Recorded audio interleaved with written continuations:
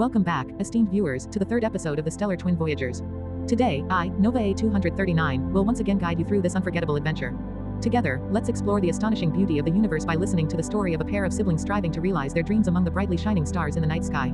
Get ready to be captivated by the wonders of the cosmos and the inspiring tale that will touch us all. Morning comes again, and the story of the shepherd siblings, Aster and Cosmo, begins anew. Early in the morning, they wake up and prepare to draw water from the well for their bath and household needs. Cosmo, let's go to the well, and as we promised yesterday, today you'll help me draw the water, little brother. Don't worry, I'll still help you, said Aster as he got ready. All right, brother, let's go, replied Cosmo eagerly. They left their room and greeted their grandfather, father, and mother, who had already woken up. Good morning, grandfather. Good morning, father. Good morning, mother. We're going to the well now, said Aster and Cosmo as they took the buckets. Good morning, Aster, Cosmo. Be careful on the way, don't run, or you'll fall, said their mother and father. All right, mother, father, said the two brothers. The shepherd boys then ran happily down the hill. Look, brother, the constellation Sagittarius, Orion, in the east. Those three stars in the belt are beautiful, said Cosmo. And look at that, Aster, Venus is shining beautifully in the dawn sky today, said Aster excitedly. Brother, how about we ask grandfather about the planets we often see later? There might be many interesting stories behind them that we don't know yet, said Cosmo excitedly. Sure, but listen, don't disturb grandfather's rest like you did yesterday. Follow my lead, let's let grandfather rest first before we ask him, Aster warned. Hee, all right, brother. Let's hurry to the well, brother, said Cosmo. All right, we're here. Cosmo, you draw the water. I'll help carry the buckets back to the house, said Aster. Hee, okay, brother. Thank you, said Cosmo. The shepherd boys drew water and soon returned to their house. Father, mother, we're back. Here's the water, mother, said Aster and Cosmo as they placed the two large buckets filled with water. All right, my children, thank you. Go ahead and bathe in the backyard. I'm almost done cooking breakfast. And please call grandfather and father later. They went to the field earlier, said their mother. All right, mother, replied the siblings in unison. They quickly cleaned themselves, got dressed, and went to the field to call their grandfather and father. Grandfather, father, let's go back to the house. Mother has cooked breakfast, said Cosmo. Ah, all right. Father, let's go home first. You two go back and tell mother that we will follow shortly, said their father. Okay, father, said the boys as they ran back home. On the way home, they noticed a lamb following them from behind. Brother, why is this lamb following us? Asked Cosmo curiously. Yes, it seems you're right, Cosmo. This lamb keeps following us. Or maybe, is it our lamb? Let me check. Our lamb has a marking of the letter X that grandfather made under its belly. I'll try to lift it, said Aster as he gently lifted the lamb. Yes, you're right, brother. There's the letter X marking on the lamb's belly, so it's ours, said Cosmo, starting to panic. This is not good, let's quickly check the condition of our pen. Let's run, Cosmo. I'll carry the lamb, said Aster as he ran towards the pen. Bah, the lamb bleated, struggling a bit during the journey. Finally, they arrived at their sheep pen, and sure enough, a little part of the pen was damaged. That may allow some of the sheep to escape. This is bad, let me count how many sheep to ensure no other sheep have escaped. 1, 2, 5, 9, 13, 14, 22. Thank goodness, none of our sheep are missing. But we must tell father about this immediately. Cosmo, go call father, said Aster. All right, brother, said Cosmo, then hurriedly ran to find father and grandfather. Shortly after, father and grandfather arrived, bringing their tools. Oh my, this must be the work of coyotes. It looks like they tried to prey on our sheep. All right, father and grandfather will fix this pen for a bit first. You two go home now, said father. Aster and Cosmo nodded in understanding, then quickly went home to inform their mother about it. Together, they waited for their father and grandfather to return. Not long after, their father and grandfather came back. Wow, starting the morning with another task, huh? But fortunately, there was only a little damage. Now, let's have breakfast, said father. That's right, let's have breakfast first, said mother while serving the food. Enjoy your meal. Then everyone at the table eagerly finished their breakfast. We're done eating, Grandpa, Dad, Mom. We're heading to the pen to take the flock to the meadow, Aster said. Father nodded and replied, okay, tell me if anything else happened. We need to be more vigilant tonight, considering the coyote pack might attack again, father said. All right, Dad, thank you very much. We'll take the sheep to the meadow now, said Aster and Cosmo, and they ran to the pen. Then they promptly took their sheep out to graze. While the sheep were grazing, Cosmo, as usual, played around while occasionally keeping an eye on the sheep. However, Cosmo seemed unusually quiet, standing in one spot instead of joyfully hopping around as he normally did, which made Aster a bit puzzled. Without taking his eyes off their flock, Aster approached Cosmo and asked, "What's up, little brother? What are you looking at?" Cosmo pointed and said, "Look, brother, dandelions. Let's play blowing dandelions, brother." Aster smiled and said, "You play, I have to watch our flock. If any go missing again, we'll be in trouble. Do you want to try eating a dandelion, Cosmo? Eating flowers, brother? No, isn't that something we shouldn't eat?" Cosmo asked. "Don't worry, dandelion flowers and leaves are safe to eat and have lots of vitamins and minerals. Watch me," Aster said, picking and eating a dandelion flower and leaves. "Wow, I didn't know that, brother, cool. But I don't want to, I'm not used to eating something that's not cooked," Cosmo said shyly. Ha, alright then, I'll keep an eye on our grazing flock. You play with the dandelion tops. By the way, what you're blowing is actually the seeds, Cosmo, Aster said, walking back to the meadow. Wow, brother, you're so cool. I want to be like you someday, Cosmo said quietly while playing with the dandelion in his hand. Slowly, the sun climbed higher in the sky, signaling it was time to bring the sheep back into their pen. Cosmo, let's herd our sheep back into their pen. It's getting late. We need to help grandfather and father before bringing food to the field, Aster called out to his brother. All right, brother, Cosmo replied, heading towards their flock. Together, they herded their sheep back into the pen and locked it securely. Let's hurry to the field to see what we can help with, Aster urged. Cosmo nodded and followed his brother. Upon reaching the field, they saw father and grandfather busy harvesting the remaining corn. They quickly gathered the corn and placed it into sacks and baskets, helping to chase away the flock of crows. Before long, father walked to the edge of the field and inspected the sacks of corn they had collected. Good job, kids. Now let's sort out which ones we'll sell directly at the market, which ones we'll dry to sell as livestock feed and process into cornmeal, and which ones we'll keep for ourselves, father said, examining the harvested corn one by one. All right, this pile is for direct sale, this one for milling, this one for livestock feed, and this small sack is for our own consumption. Kids, take the trays and help me separate the silk from our corn at the shed over there. I'll take care of the field for a bit, and I'll join you soon, father said, patting their heads affectionately. Yes, father, they replied eagerly. They carried the 2 sacks of corn to the shed and began cleaning each ear, separating the silk and removing the fine corn hairs. They worked quickly, singing children's songs as they went. Before they knew it, they had finished cleaning the 2 sacks of corn. Father, we're done here, Cosmo shouted excitedly. Great, you did a good job cleaning those ears. Now let's hang them to dry. Let's take these to the drying poles beside the house that I set up yesterday, father said. Yes, father, the 2 shepherd boys said, lifting the cleaned corn. All right, we're here. Now, Aster, Cosmo, watch carefully. Don't pull the husks too hard, just enough to peel them back like this. Do the same for all the corn. Then tie the husks of 2 ears together like this and hang them up. This allows airflow between the ears, helping them dry evenly and preventing them from touching each other. Use the small stools to hang the corn. Do this for all the corn, and if you have an odd one out, just tie its husk directly to the pole. I have to get back to work now. Take care of this, my beloved sons, father said, smiling. Yes, father, don't worry, leave this to us, Aster and Cosmo said confidently as they started tying the husks. All right, once you're done, go see mother, father reminded them. Yes, father, they replied. Brother, let's have a race, Cosmo suggested eagerly. A race? What kind this time? Aster asked. A race to see who finishes tying the husks fastest. We'll split them evenly and see who can tie them the quickest. The loser has to hang all the tied corn for the winner, Cosmo said excitedly. All right, but don't cry if you lose again, Aster teased. I won't. I'm going to win this time, Cosmo retorted determinedly. All right, I'll count down. 3, 2, 1, go, Aster announced. The brothers began tying with enthusiasm. 30 minutes passed, and Cosmo finished first. Look, brother, I finished first. You have to hang all the tied corn. Remember our bet, Cosmo said, slightly taunting. All right, I lost. I'm done too. Hand me your tied corn one by one, Aster said, climbing onto the stool. Cosmo nodded, handing his tied corn to his brother one by one. Aster quickly hung them up, finishing in no time. All right, we're done. Let's go see mother to see what else we can help with. Soon, we need to bring food to father and grandfather in the field, Aster said, stepping down from the stool. Okay, brother, Cosmo agreed, helping to tidy up the trays of corn. As soon as they finished, they ran home. At home, mother was waiting for them. Welcome back, my children. Have you finished helping father and grandfather in the field? Asked mother. Yes, mom. We also helped father hang the corn that needs to be dried, said Aster. Ah, so good. Now, clean yourselves up in the backyard first, and then help me deliver the lunch to father and grandfather in the field, said mother. All right, mom, said Aster and Cosmo, then ran to the backyard. They quickly returned, took the lunch box, and hurried to deliver it to father and grandfather in the field. Father, grandfather, let's take a break.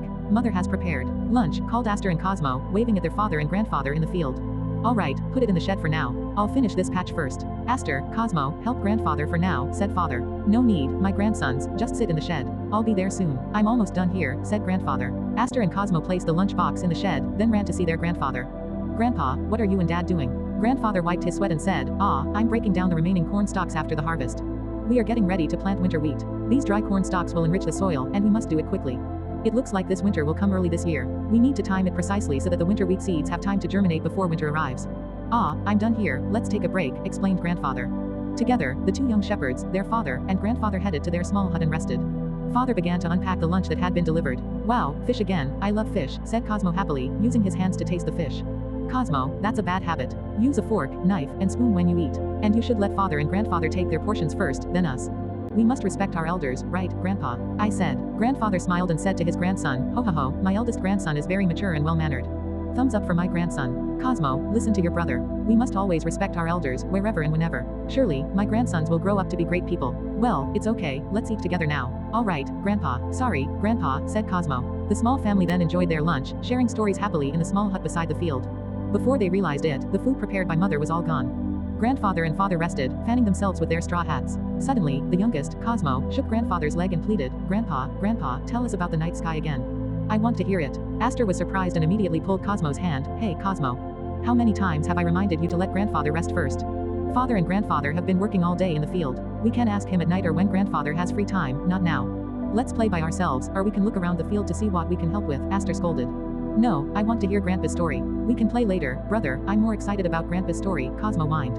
You're so stubborn, said Aster in frustration. All right, Grandpa is not tired anymore. Come sit by Grandpa and I will tell you more wonders you haven't heard yet. Grandfather smiled, seeing his grandson's little quarrel. Seeing that Grandfather was ready to start the story, Father took the initiative to get up and return to the field. All right, this afternoon, Grandpa will tell you a story. But today, Grandpa will talk about the daytime sky. We'll save the night sky for tonight. Just like the night sky, the daytime sky holds many fascinating stories.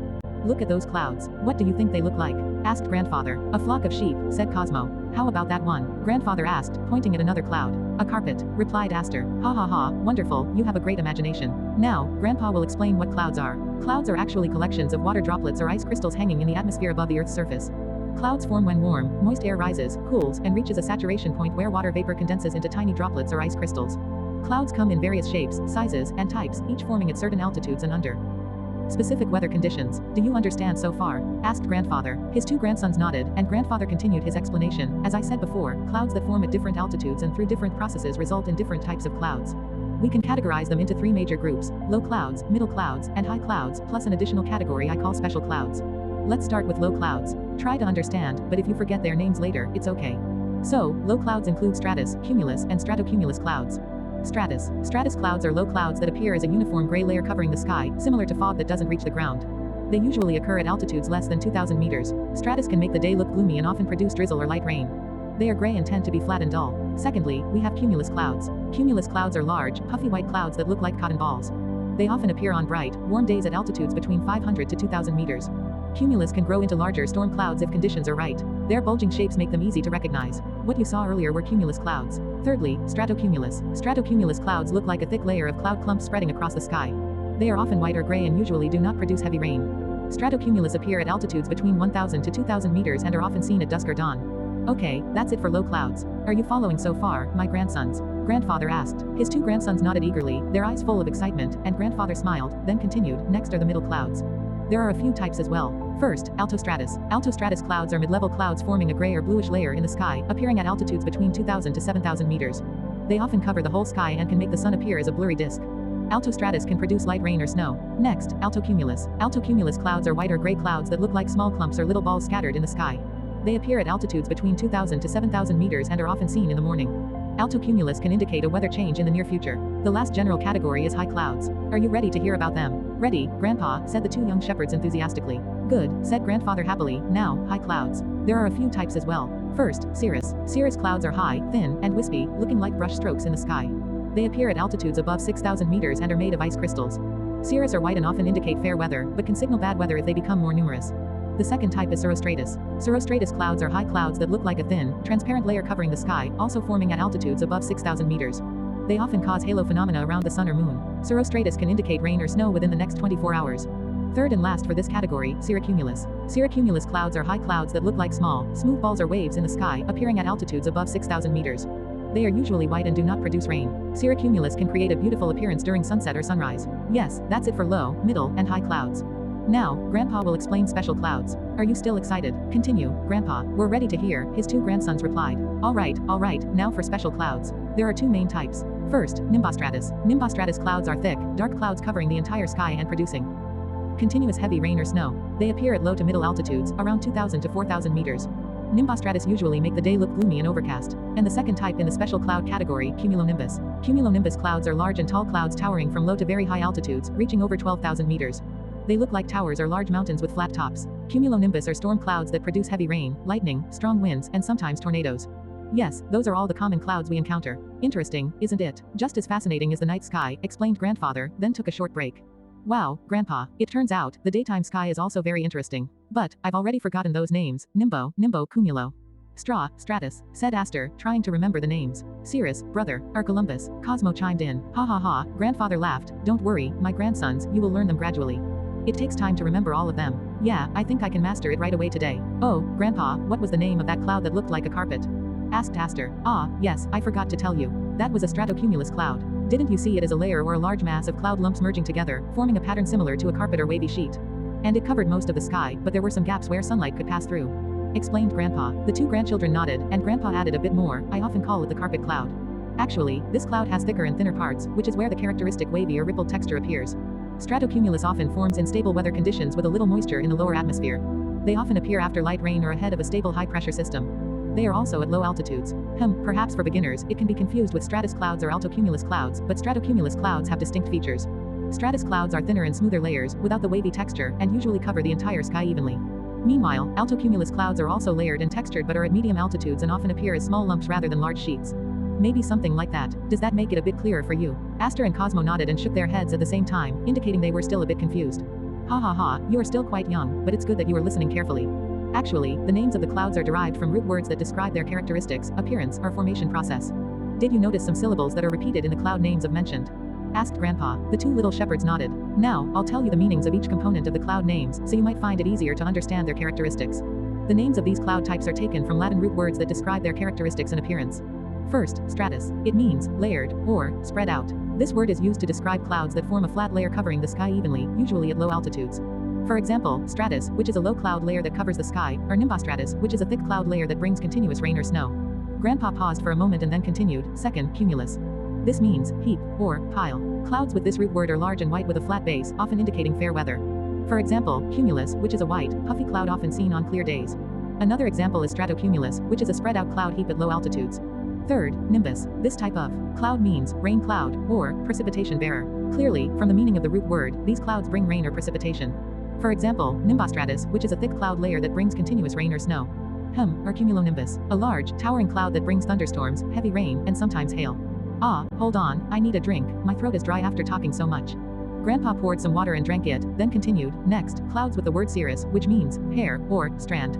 These clouds are wispy or thin strands, usually at high altitudes and often indicating a change in weather. For example, cirrus itself, which is a thin, wispy cloud at high altitudes, or cirrostratus, which is a thin cloud layer that covers part or all of the sky, often causing a halo around the sun or moon. Lastly, alto. This word means high. So, it is used to indicate clouds at mid-altitudes. For example, altostratus, which is a mid-altitude cloud layer. Or altocumulus, which is a mid-altitude cloud heap that usually indicates a change in weather. Isn't it easier now for you to understand the meanings of each cloud name you learn? Aster and Cosmo became very excited and nodded. Alto, high. Cumulus, heap. Nimbus, rain. Stratus, layer and spread out. Wow, Grandpa, this makes it a bit easier to remember. Yes, of course, memorizing cloud names is interesting, but knowing what to do after observing the appearance of certain clouds in the sky is more important, especially for us farmers or for fishermen and sailors. And cloud formation also greatly depends on the season, although it doesn't mean that clouds appearing in one season cannot appear in another. But let's continue this at night. I have been tired of talking continuously. Ha ha ha, indeed, I am getting old. I'll be going back to the field. If you're done here, you can check out my and your father's work in the field, or you can go home and ask if there's anything you can help with at home, said Grandpa, then slowly stood up and prepared to walk towards the field. Thank you, Grandpa, for today's lesson. It was really interesting, Grandpa. We'll keep learning so we can be great like you, Grandpa. We're coming, Grandpa, we're done resting. Come on, Cosmo, let's help Grandpa prepare for planting winter wheat in the field. Let's not be lazy here, said Aster as she reached out to her younger brother. Cosmo nodded and quickly took his brother's hand and got up. That's right, bro. We have to grow stronger and smarter so we can make our family proud, even our country. Let's go to the field. They both ran to catch up with their grandpa who had already walked ahead. And that concludes today's episode of the Stellar Twin Voyagers. Fun, wasn't it? Do you also want to explore the wonders above the sky and beyond, carrying your childhood dreams? Stay with us on this program, and we'll meet again in the next episode. In short, I'm Nova A239, thrilled to share stories with you today.